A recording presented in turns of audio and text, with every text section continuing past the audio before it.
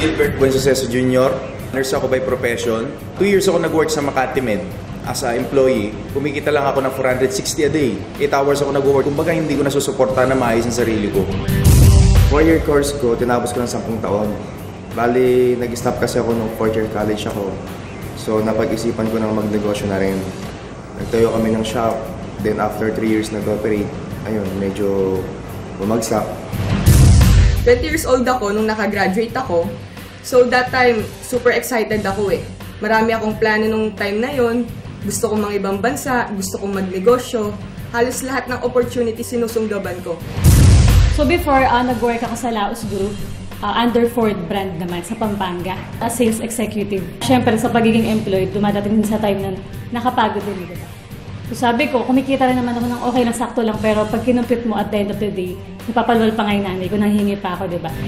Nag-work ako sa hospital for 1 year. Kumbaga kasi umaasa ako na mag-work ako sa ibang bansa. Pero ang nangyari doon, yung pag-asa ko na pumunta doon, nawala na. Dahil nga sobrang dami ng nurses. Nag-resign din ako after noon kasi ang sobrang baba talaga ng sweldo. After noon, nag-apply din ako sa bangko, naging teller din ako doon. Grabe, ang hirap palang maging teller. Ang hirap magbilang ng pera hindi sa'yo. Na-realize ko kasi na kung habang buhay magbibilang ako ng pera, eh kailan ko bibilangan ng pera ko?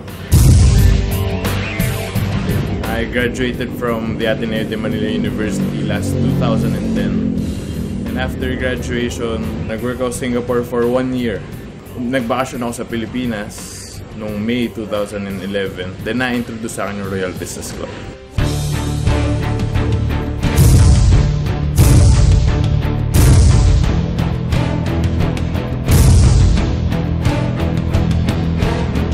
Imagine mo in 10 years time, ma-promote ka, nurse to 520, madadagdagan ng 100 ang kikitain mo. Pero yung 460 na yan, sarili ko, hindi ko matulungan. Tumulong pa ako sa iba. Nung una, ayaw ko talaga itong business na to eh. So ang ginawa ko, sinubukan ko lang. Wala namang mawawala kasi dati na akong wala. Kumbaga yun, napag-aralan ko siya, nagkaroon ako ng madaming katulong sa business na to. Na-invite ako dito ni Mr. Gilbert Buensuceso.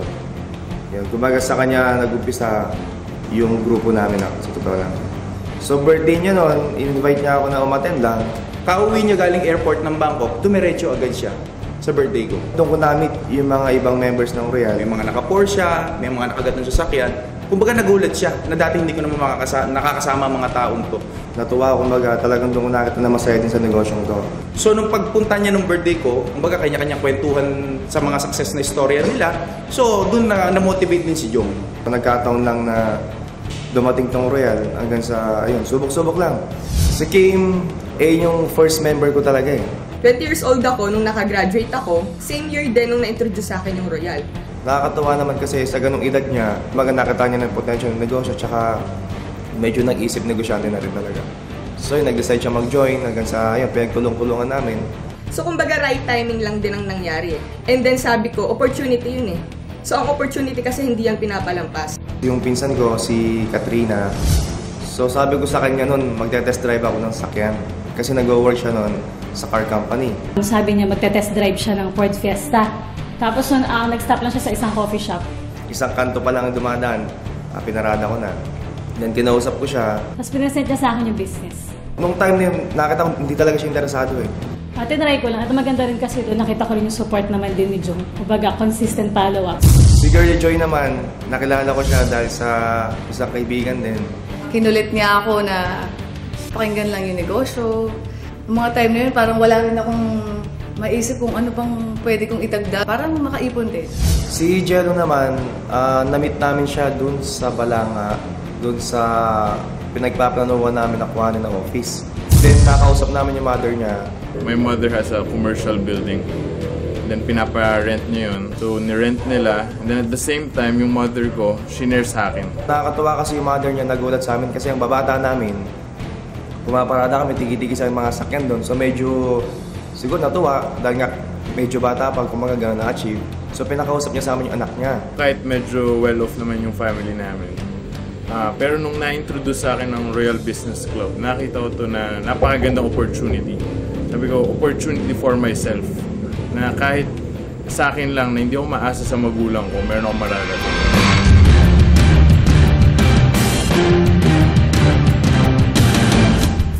I have different options in life. Okay, pero pinili ko yung Royal Business Club. Unang-una, I can be my own boss. Second would be, I'm having the time freedom. And then lastly is the financial freedom. Actually, unlimited yung income potential niya. Sa 15 days ko na pagtatrabaho sa bangko, almost 4,000 lang yung kinita ko. Pero sa Royal, part-time lang. In just 15 days, halos 30,000 yung kinita ko. 4,000 sa 30,000. Siyempre, pipiliin mo yung mas malaki, tama? Nirealize ko talaga na kailangan ko na mag-resign. Full time ko yung Royal. Nag-decide ako actually kung pipiliin ko is yung Royal or yung Ford yung work ko. Pero medyo napansin ko, mas malaki na rin yung kinita ko sa pagpa-part-time kaysa sa full-time. So sabi ko, okay pala to. Parang doon ko siya na-appreciate. So yung 1 month ko sa pagiging employed, kinikita ko naman sa Royal, 1 week. Nakakatuwa naman kasi hindi ko naman din expected na talagang magtatagumpay ako dito sa negosyong to. And then hindi ko lubos maisip na sa dami-dami ng planong pumasok sa utak ko, dito lang pala sa Royal, makukuha ko yung pangarap ko. Sa Royal kasi hindi ka na inaantay na humiling pa eh. Pusa nang binibigay sa'yo. Hihilingin mo pa lang, binibigay na ng Royal. Hindi mo na kailangan tumingin pa sa iba, di ba? Kumbaga nandito na lahat, nakapackage na. Itong business na to, sa una mahirap, pero habang tumatagal lalong dumadali. Unlike pag empleyado ka, sa una mahirap, hanggang matapos mahirap. If you can see the invisible, you can do the impossible. Kumbaga dapat may vision ka. Dapat meron kang determination, dapat may goals ka sa buhay. Kasi kung wala kang goals at wala kang vision sa buhay, kontento ka lang sa buhay na kung anong meron ka ngayon. Dapat hindi ka makontento. Tandaan mo, hindi lang sarili mo ang tutulungan mo, madami kang dapat tulungan ng tao.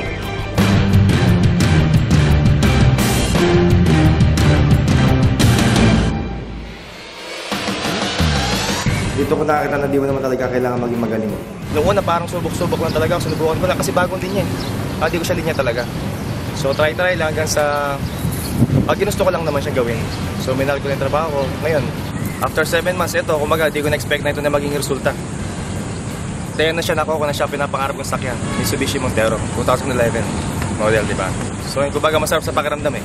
Yung di mo yung nakakala mangyayari, posible pala talaga dito sa Royal. Sa loob ng wala pang 1 taon, lahat kami, yung mga pinapangarap namin sakyan is nabili na namin. 1 taon na ako sa Singapore, nagtatrabaho ko doon. Pag uwi ko, hindi ako makabili ng Montero. Nabilib lang din ako bakit kaya niya. So ako na-curious lang talaga sa Royal Business Club. Pinakinggan ko, inaral ko yung business. Nakita ko talaga yung laki ng income potential. Yun ang naging motivation ko. Sabi ko, i-goal ko.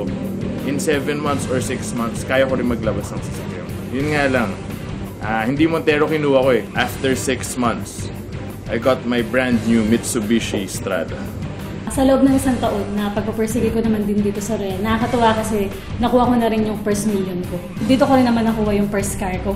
So sabi ko nga, kaya rin ako nag-work naman before sa car company kasi gusto ko talaga car. So sabi ko, in 3 years na pagtatrabaho ko, wala akong nabiling car, kahit gulo nga wala, diba? Kung titingnan mo, parang napaka-imposible. Kasi in less than a year, meron kang 1 million, tapos meron ka pang kotse. After 7 months of doing this business, yung pinapangarap ko na sasakyan, nabili ko na. At kung dati, nagbibilang ako ng pera ng iba, ngayon, sariling pera ko na ang binibilang ko. Marami akong nakamit na mga bagay na alam kong hindi ordinaryong nakakamit ng mga kaedad ko eh. Maaring nakukuha nila yung mga bagay na yun, pero hindi galing sa kanila. Maaring galing sa magulang nila. Pero sa akin kasi, dahil na din sa tulong ng No Fear Dream Team, nakuha ko yung pangarap ko na brand new Ford Fiesta. Less than a year na ginawa ko tong negosyong to, nag-focus lang ako, posible pala ang bagay na hindi mo maisip na makukuha mo sa maikling panahon. Nakakatuwa naman sa grupo namin dito sa No Fear Dream Team. Imagine niyo, less than a year, nakabili na ng Montero, nakabili na ng Ford Focus. 4 months, may nakabili sa amin ng Ford Fiesta, may nakabili ng Strada, may nakabili din ng Ford Fiesta na sedan. Actually ako in 9 months time. Nakabili ako ng SLK 350, Mercedes-Benz na sports car. Akala ko nauna na ako. Kasi 9 months time, naging millionaire circle ako. May humabol sa akin, si Katrina Jorge at saka si Jong Jorge. Imagine niyo less than a year, nakapasok si Jong at saka si Katrina Jorge sa millionaire o executive circle na tinatawag. Kumbaga ang iba 5 years, 4 years, 3 years bago sila makapasok dito. Bakit nangyari yon? Dahil sa pagtutulungan namin. Kasi kung hindi kami nagtutulungan, panigurado mabagal kami. Dahil sa pagtutulungan namin, talagang napabilis namin lahat.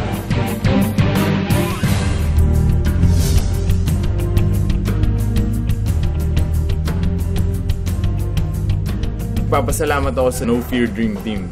Natutuwa talaga ako kasi very result-oriented. We all work as one. Hindi lang kami nag-create ng members, but we create leaders. Nagpapasalamat ako sa No Fear Dream Team kasi hindi ko naman din talaga ito magagawa mag-isa kung wala rin sila. Sabay-sabay din naman namin ginagawa yung goal namin. Isa lang din naman kaming team, isang goal lang naman din. Isa lang din yung mga gusto rin namin makamit sa buhay.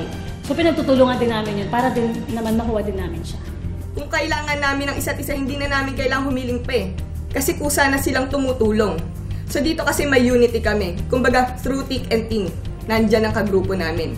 Sobrang yung suporta nila, andyan palagi. Yung mga time na kailangan ko sila kasi nung mga nag-umpisa pa lang ako sa negosyo. Pag halimbawa may mga tao ako na gustong i-share din yung opportunity, andyan sila palagi para tulungan akong i-present yung negosyo. Dahil sa pagtutulungan namin dito sa No Fear Dream Team, nakita namin ang aming vision, ang goals namin. In less than a year, lahat kami nakakuha ng sasakyan, kumita kami ng milyon. At the same time, madami po kaming natulungan sa business na to. Nung una, hindi naman naging madali ang lahat eh. Madami rin pinagdaanan na hirap, pero dahil sa pagtutulungan ng team, kay Miss Rocky Espaldon and Mr. Gilbert Buenoseso, naging posible ang lahat. Ang mission po namin is matulungan yung mga naniwala na makuha rin nila kung ano mga nakuha namin ngayon or higitan pa. At yung mga nararamdaman namin ngayon, gusto namin iparamdam din sa kanila. Kayang-kaya lahat po yan. Basta gawin po natin tama ang sistema. Sundan po natin. Magtiwala lang po tayo sa sariling kakayahan natin. Sa taas plus royal, lahat po yan posible. Pero sa isang bagay, kami nagkakaisa. Kumbaga yung layunin namin na matulungan ang mga taong naniwala sa negosyong to. Sa bagay na yun, mas lalong tumitibay yung samahan namin eh. More than na kumikita ako, nakakatulong din ako personally and yung team namin na present yung opportunity rin sa ibang tao. Sa ganung sense, nakakatulong din kami na kumita sila at the same time, mabago yung buhay nila. Along the way, tutulungan ka nila. You must have the good learning and listening attitude. In this business, basta willing kayo, trabahuhin, basta gusto nyo, matutupad yung mga pangarap nyo. Lahat ng tao pwede gawin ng negosyo. Walang pinipili. Isa lang naman ang bagay na kailangan natin para gawin ng royal. Kailangan meron tayong mga pangarap. Kasi yung pangarap na yan, ayan yung magdadala sa atin para sa tagumpay. Para sa akin, success is not by chance. It's your choice.